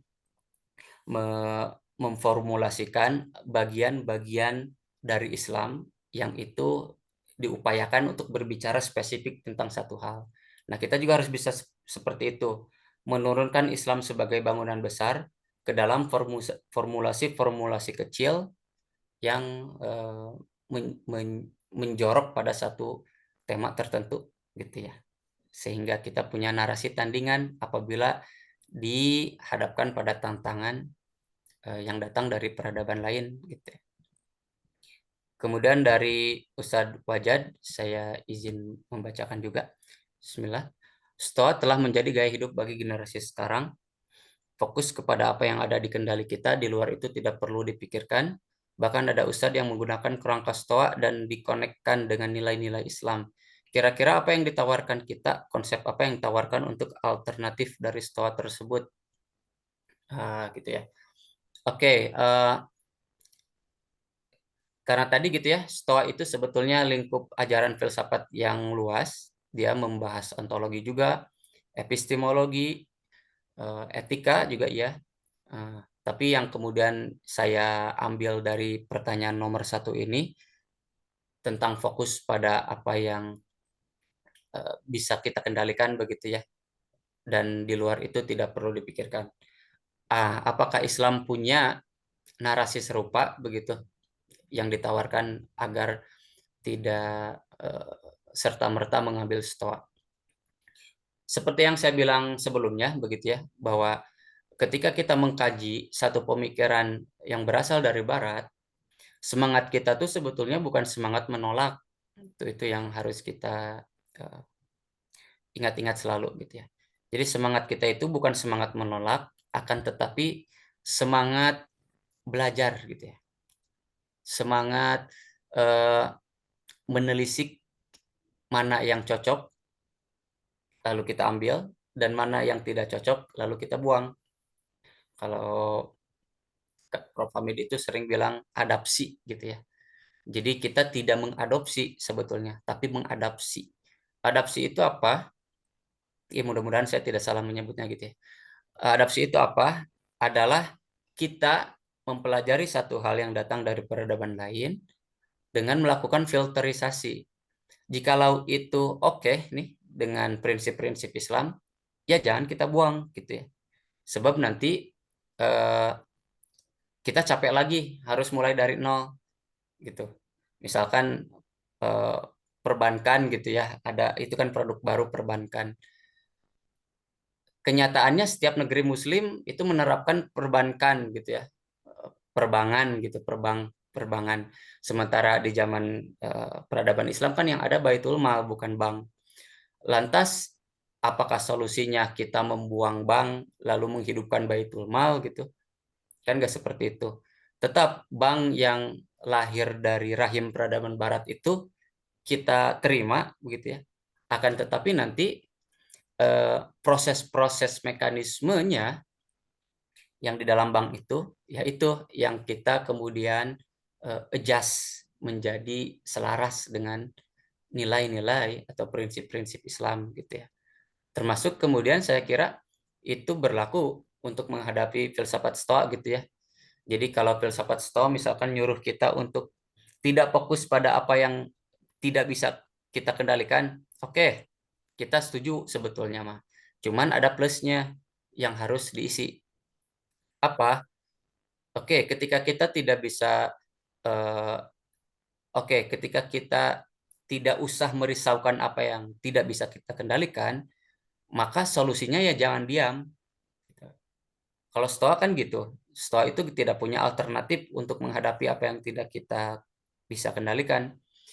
Tapi bagi kita melihat apa yang tidak bisa kita kendalikan, ya jangan diam. Even di hadapan kemaksiatan pun kan Rasul nyuruh kita menolak dengan hati kalau memang tidak bisa berbuat banyak untuk menghilangkan itu gitu ya. Nah, buat dengan hati kan bukan perbuatan fisik gitu ya. Hati itu perbuatan apa spiritual gitu ya untuk menolak itu psikis yang minimal seperti itu gitu. Artinya selalu ada apa yang harus kita lakukan di depan hal-hal yang tidak bisa kita kendalikan. Misalkan sabar, tawakal. Tawakal tentu dalam arti Islam gitu ya, yang melibatkan Allah, bukan pasrah di dalam arti sekular gitu ya. Nah, seperti itu sih menurut kami yang nomor 1. Adapun yang nomor 2, Islam membawa pada bahagia, namun mengapa banyak masyarakat beribadah, misal puasa, zakat, dan ibadah lainnya terasa berat? Kalau memang membahagiakan, harusnya kita dapat senang hati menjalankan perintahnya. Bagaimana terkait hal ini dan tips agar kita bisa senang bahagia dalam menjalankan syariat dan ajarannya? Ya betul, sebetulnya jangankan bahagia ya, Islam itu kan membawa pada kecerdasan sebetulnya. Islam juga membawa umatnya pada kesehatan. Islam juga membawa umatnya pada semacam kondisi intelektual yang tinggi gitu ya. Itu tuh bisa dijelaskan di lain hal. Islam juga mengajak kita untuk stabil secara mental, sejahtera secara ekonomi, makmur secara penghidupan gitu ya, rata secara pendidikan gitu ya. Semangat pendidikan Islam kan semangat untuk semua gitu ya, dan sebagainya. Nah, Islam itu memberikan itu semua gitu loh. Tapi kenapa kemudian masih ada sekarang masyarakat Islam atau katakanlah sebuah negara Islam gitu ya, yang kok alih-alih mendapatkan idealitas Islam, tapi malah sebaliknya.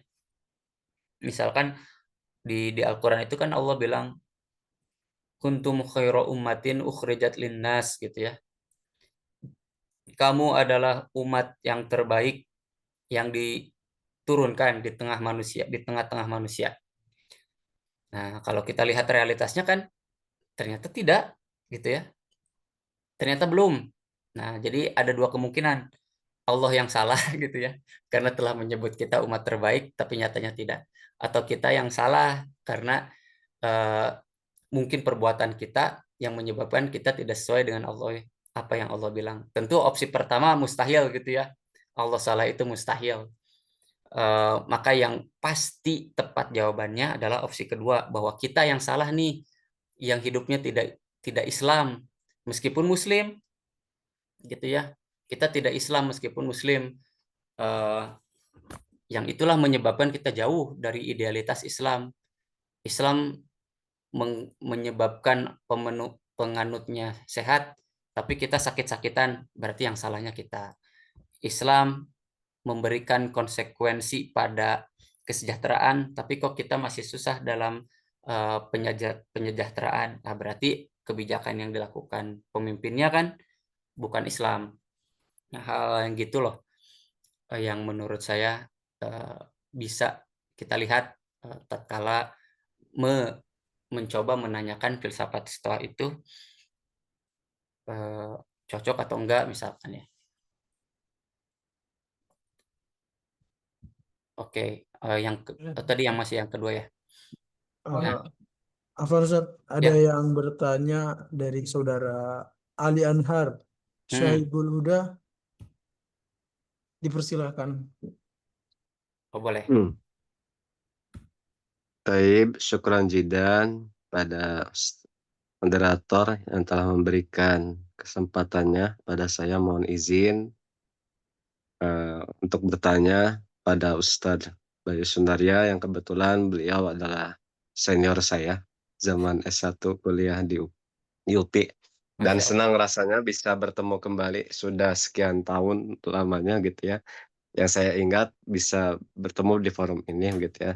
Dan bahasanya bagus terkait filsafat kebahagiaan Stoa gitu ya. Ada 4 hal yang izinkan Ali ingin tanyakan pada Akang. Yang pertama, berkaitan dengan kebahagiaan, apakah bahagia itu bisa diukur dan apa ukurannya? Itu yang pertama.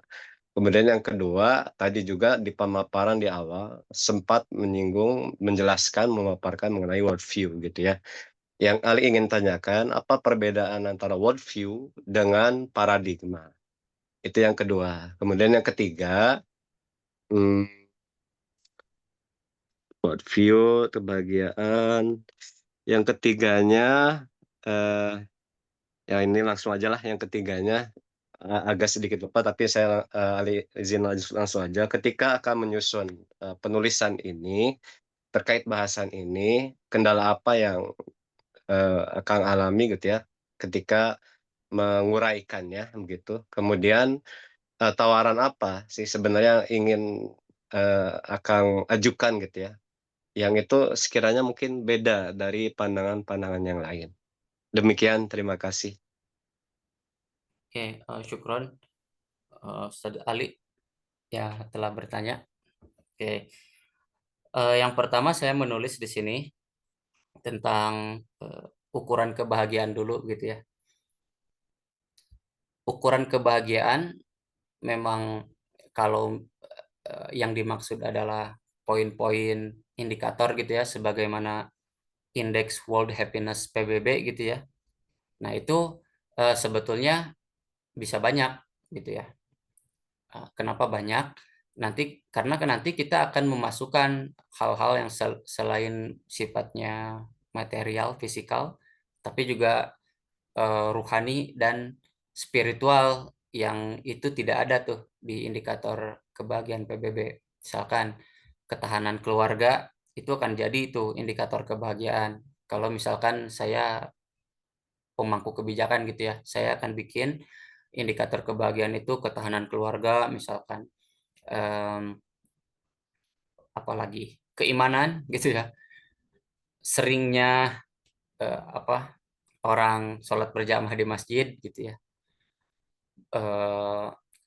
orang-orang kayanya seberapa sering mengeluarkan sedekah dan lain sebagainya.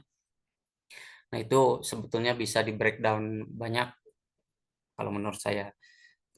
Cuman kalau secara umum gitu ya, ukuran kebahagiaan sejauh pembacaan saya di Profesor Alatas itu, karena beliau mengisyaratkannya dengan bahwa kebahagiaan itu adalah selama kesadaran kita akan hamba kepada Allah, ya maka sebetulnya pengamalan dari din itu ukurannya itu gitu ya, pengamalan dari din. Jadi kalau ada orang yang kemudian dia bermaksiat gitu ya, misalkan itu bisa dikatakan di dalam Islam bukan itu kebahagiaan gitu yang dimaksud, karena bermaksiat itu kan temporary. Jadi kebahagiaan yang mungkin diperolehnya bukan temporary. Sementara yang dimaksud oleh sa'adah di sini itu kebahagiaan yang terhubung sampai akhirat sehingga sifatnya permanen, tidak temporary. Nah, yang permanen-permanen ini kan hanya bisa diupayakan oleh sesuatu yang permanen juga. Nah, kesadaran akan kehambaan terhadap Allah itulah yang permanen. Sekalipun kita dihadapkan pada kesulitan kehidupan dunia gitu ya, atau kesenangan, kemiskinan, kekayaan, kesehatan, kesakitan, itu gak jadi soal, karena kesadaran akan kehambaan itu tetap bisa selalu kita pertahankan, baik di segala situasi kondisi apapun gitu ya. Nah, jadi seperti itu barangkali yang bisa saya sampaikan, Ustadz Ali. Kemudian, apa bedanya worldview sama paradigma? Ya, ini mah sebetulnya perbedaan istilah gitu ya. Jadi kalau Thomas Kuhn mah menyamakan, Thomas Kuhn itu salah satu filsuf yang mengkaji filsafat ilmu gitu ya, menyamakan worldview sama paradigma itu. Kemudian beberapa saintis lain, filsuf lain menyebut worldview dengan istilah hardcore, misalkan Imre Lakatos. Tapi intinya baik worldview ataupun paradigma, oke, misalkan kita sepakat menyamakan itu. Kalau dalam fungsinya sebetulnya sama gitu ya, kayak memberikan semacam kita pandangan metafisis untuk menyatakan kebenaran suatu hal atau kenyataan suatu hal, sehingga sains yang dihasilkan oleh satu worldview itu belum tentu sama dengan sains atau ilmu pengetahuan yang dilahirkan oleh worldview yang lain, begitu. Tapi kalau dalam bahasan yang lebih rinci lagi, worldview itu sesuatu, kalau dari Ustadz Rizky misalkan saya mengambil perumpamaannya, worldview itu seperti mata kita, sementara paradigma itu seperti kacamata gitu ya. Nah, kita bisa mengganti-ganti kacamata, tetapi kita nggak bisa mengganti-ganti mata. Nah, pandangan core itu adalah mata kita, worldview di sana. Sementara paradigma itu kacamata yang bisa kita ganti-ganti. Misalkan worldview kita Islam, ketika dihadapkan pada satu masalah, fenomena tertentu, kita bisa menggunakan paradigma sosial atau paradigma kealaman gitu. Menurut saya seperti itu gitu. Jadi kalau di bukunya Budi Hardiman itu ya, paradigma itu seperti itu. Jadi ketika saintis menghadapi fenomena alam, ya tentu paradigma keilmuan yang digunakannya paradigma sains alam, bukan paradigma sains sosial. Pun demikian ketika menghadapi masyarakat yang dipakainya paradigma sains sosial. Jadi dari paradigma sains sosial nanti metode-metodenya turun, cara pengukurannya turun, yang itu gak mungkin diterapkan pada objek-objek alam. Seperti itulah. Jadi pakai pengibaratan mata dan kacamata saja mungkin ya, biar simpel. Kemudian kendala apa dalam menulis ini? Kendalanya banyak, tidak bisa saya sebutkan satu-satu. Misalkan internal itu ide, referensi dan lain sebagainya. Yang eksternal seperti kesehatan dan lain sebagainya gitu ya. Tapi khas penulis mah emang harus gitu ya. Tanda orang berpikir itu kan pusing. Jadi kalau tidak pusing, orang itu tidak berpikir. Dan orang yang tidak berpikir, sekalipun dia dapat ijazah, dia bisa dikatakan tidak bersekolah gitu ya. Konon katanya ijazah adalah tanda pernah sekolah, bukan pernah belajar. Nah,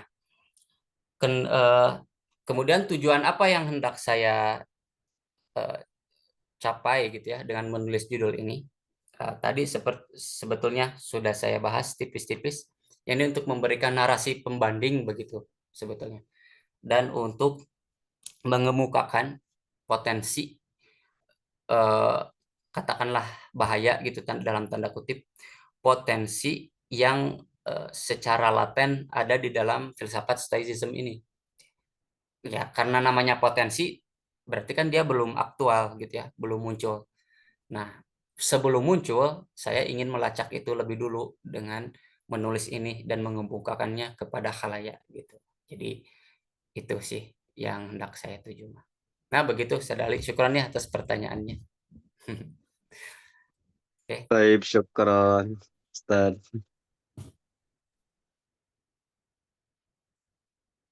Kemudian apakah ada yang ingin bertanya? Sepertinya udah pukul 9 Ustaz. Tidak ada pertanyaan lagi. Sepertinya sudah dicukupkan ya Ustaz untuk Ya. pertanyaannya.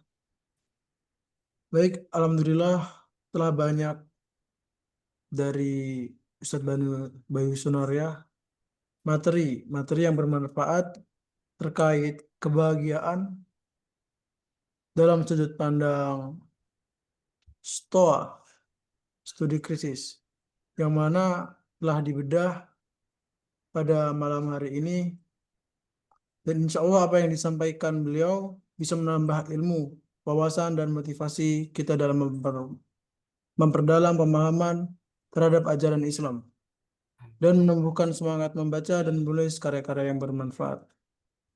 Kami ucapkan terima kasih yang sebesar-besarnya kepada para hadirin pada bedah buku malam ini dan kepada Al-Ustadz Bayu Sunaria selaku pemateri pada bedah buku pada malam hari ini. Mungkin kami tutup. Wassalamualaikum warahmatullahi wabarakatuh. Waalaikumsalam warahmatullahi wabarakatuh. Syukron sama Ustadz dan seluruh hadirin yang menyempatkan waktunya. Kami undur diri.